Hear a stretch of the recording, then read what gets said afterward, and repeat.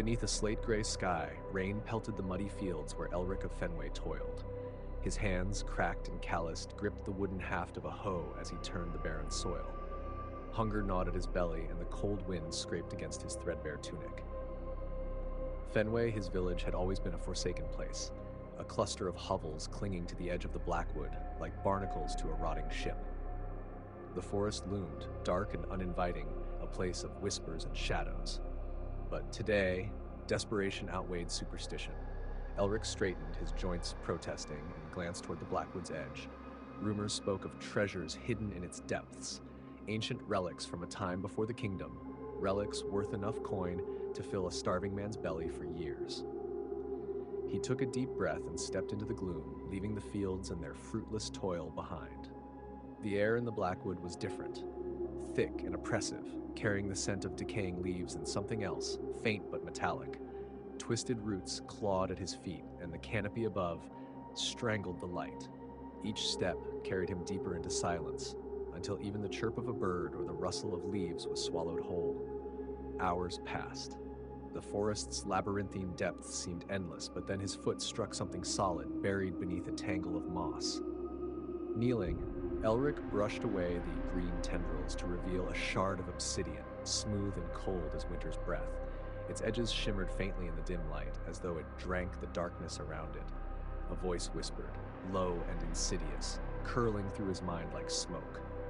"Take it." His hand hovered, hesitation gripping him, but hunger, desperation, and a strange pull from the shard itself overpowered caution. The moment his fingers closed around it, the forest erupted in motion. The trees groaned and twisted, their bark splitting to reveal oozing black veins. The ground trembled, and the whisper became a chorus, rising to a deafening cacophony. Elric staggered back, clutching the shard to his chest as the earth split open before him. From the chasm emerged a figure, tall and terrible, cloaked in shadow and flame. Its eyes burned with a cold, otherworldly light, and its voice was a storm given form. "You have awoken me," it said, each word echoing like thunder. "I am Athraxis, the Undoer, the devourer of creation." Elric fell to his knees, the shard still clutched in his trembling hands. I didn't mean to awaken anything." Athraxis laughed, a sound that made the air itself tremble. "Intent matters not, mortal. You hold the shard of unmaking, a fragment of the first cataclysm. Its power calls to me, and through it I shall unravel the tapestry of existence."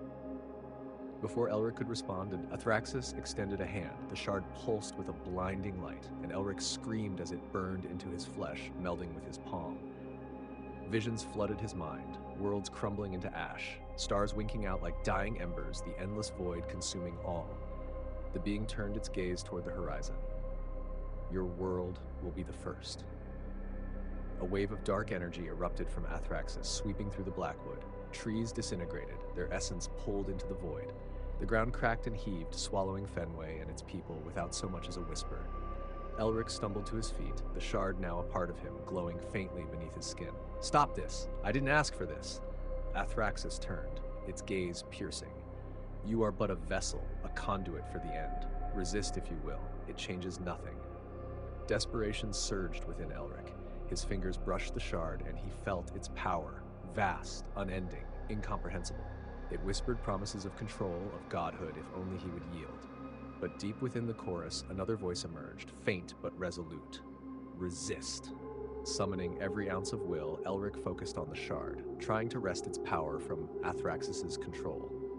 Pain lanced through him, his veins burning with liquid fire, but he held on. The ground beneath him cracked and splintered as the two forces clashed, the air thick with raw energy. Athraxis faltered, a flicker of surprise crossing its terrible visage. "You dare defy me?" Elric screamed, the shard glowing brighter and brighter until it was blinding. Energy erupted from him in a torrent, striking Athraxis.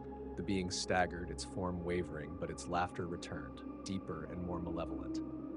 "Foolish mortal," it said, its voice a crescendo of chaos. "The shard does not serve you, it serves only the void." The light from the shard dimmed, and Elric fell to his knees, like his strength spent. Athraxis raised its arms, and the sky split open. Above, the heavens themselves unraveled, stars collapsing into swirling vortices of darkness. "You have hastened the inevitable," Athraxis said, "but fear not, your suffering will be brief." Elric watched, powerless, as the world dissolved around him. The ground beneath his feet crumbled, the air turned to ash, and the light of the sun was swallowed whole, and then silence.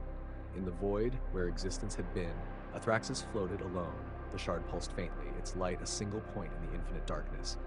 Now, Athraxis said, its voice triumphant, the cycle begins anew. But as the shard's light faded, a final whisper echoed through the void. Even the void can be unmade. And for the first time, Athraxis felt fear.